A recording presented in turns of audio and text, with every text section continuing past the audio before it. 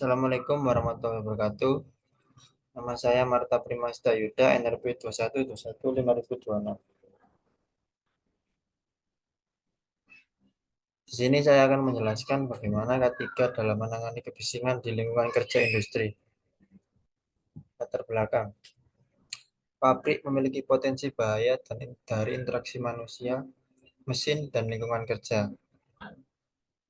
Perusahaan wajib menjamin keselamatan dan kesehatan kerja ketika setiap pekerja yang ada dalam lingkup industri, agar pekerja tersebut dapat memiliki rasa kenyamanan dan produktivitas. Salah satu potensi bahaya utama dalam industri adalah kebisingan dari peralatan dengan intensitas tinggi yang dapat mengganggu pendengaran, bahkan juga bisa merusak pendengaran. Kebisingan industri yang dapat berupa suara ciutan atau deru, merambat melalui udara, dan berkontribusi signifikan pada penyakit akibat kerja. Presentase penyakit akibat kebisingan di Amerika dan Eropa sebesar 35% dan di Indonesia sekitar 30-50%. Kebisingan memiliki nilai ambang batas atau yang disingkat dengan NAB dapat menyebabkan penurunan pendengaran secara perlahan. Lebih dari 600 juta pekerja di seluruh dunia terkena dampak kebisingan industri. Tujuan dan manfaat. Yang pertama, mengetahui peraturan-peraturan ketiga yang berhubungan dengan kebisingan. Yang kedua, mengetahui nilai ambang batas kebisingan. Yang ketiga, mengetahui risiko akibat kebisingan dan upaya pencegahan kebisingan. Batasan masalah, ruang lingkup kerja pada lingkungan produksi dengan pekerja yang langsung terpapar dengan kebisingan. Dua, dampak kebisingan terhadap kesehatan pekerja berupa fisik dan psikis. Tiga, metode dan teknologi yang digunakan untuk menangani kebisingan termasuk APD yang digunakan.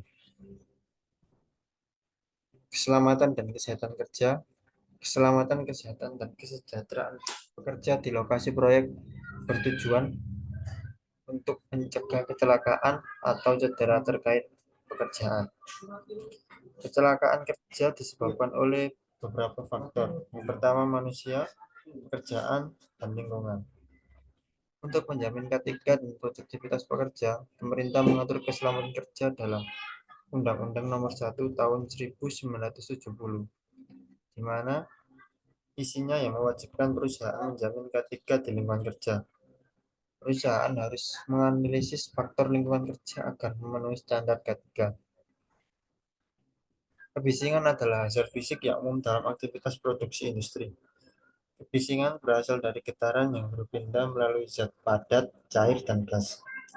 Pengukuran dalam pengendalian kebisingan harus dilakukan di tempat kerja dengan potensi bahaya kebisingan. NAB kebisingan adalah 85 dB untuk 8 jam kerja atau 40 jam per minggu.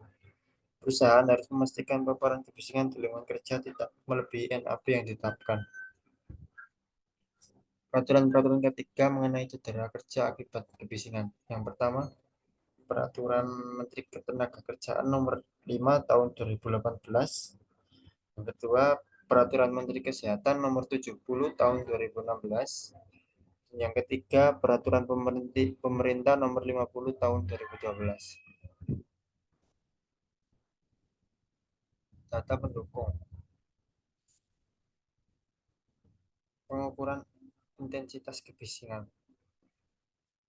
Pertama, berlokasi di pos keamanan, waktu pengukuran jam sekian.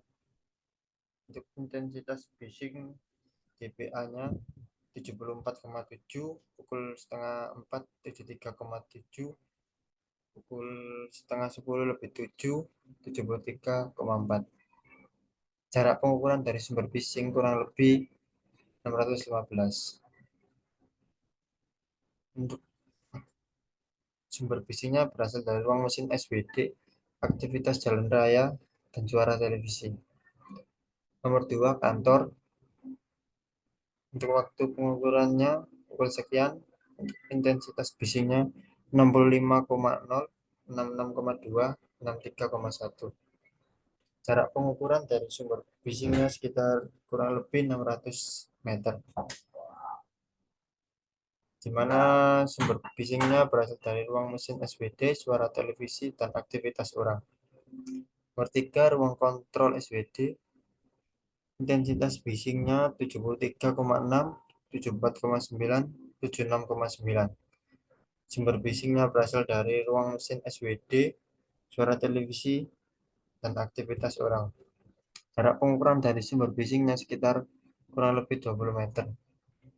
Ruang mesin SWD, intensitas bising yang pertama 98,6, yang kedua 98,8, yang ketiga 100,4. Jarak pengukurannya kurang lebih 7 meter. Sumber bising yang pertama mesin menyala, yang kedua mesin menyala, yang ketiga mesin menyala. Tingkat kebisingan berdasarkan sumber kebisingan. Ruang tunggu kamar asap sumber obrolan dB max 66, jenis kebisingan kontinu. Perpindahan lori dB max-nya 100, jenis kebisingan impulsif. Ruang sortasi sumber penurunan seat 104,1, jenis kebisingan impulsif berulang. Sortir 69,1, jenis kebisingan kontinu. Tidak ada aktivitas 61,6, jenis kebisingan kontinu. Perpindahan lori 100,2, jenis kebisingan impulsif. Pelepasan klem 105, jenis kebisingan impulsif berulang. Mesin pres di 75, jenis kebisingan terputus-putus. Pedang bal sumber penurunan bal 69, jenis kebisingan terputus-putus. Analisis dan pembahasan. Data kebisingan menunjukkan variasi intensitas di berbagai lokasi kerja.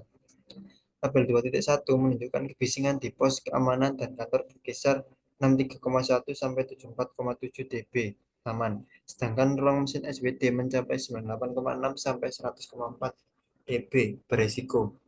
Tabel 2.2 mencatat kebisingan impulsif 100 dB di ruang tunggu kamar asap dari perpindahan lori dan 66 dB dari obrolan.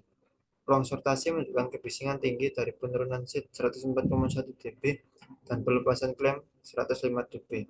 Keduanya melebihi NAB. Pekerja di area kebisingan tinggi harus menggunakan APD dan diperlukan pengendalian teknis seperti peredam suara dan isolasi area kerja. Pelatihan risiko kebisingan, penggunaan APD, pengukuran kebisingan berkala, dan evaluasi rutin sangat penting untuk keselamatan dan kesehatan kerja. Kesimpulan dan cara. Beberapa area kerja memiliki tingkat kebisingan aman, sementara lainnya melebihi NAB dan memerlukan perhatian khusus untuk menghindari gangguan pendengaran. Untuk mengatasi risiko ini, diperlukan tindakan seperti penggunaan APD, pemasangan peredam suara, dan pengaturan administratif untuk mengurangi durasi paparan. Pelatihan dan edukasi kerja tentang risiko kebisingan dan cara melindungi diri sangat penting. Pemantauan dan evaluasi berkala terhadap prosedur kerja diperlukan untuk memastikan efektivitas langkah-langkah pengendalian. Perusahaan harus memastikan penggunaan APD di area kebisingan tinggi seperti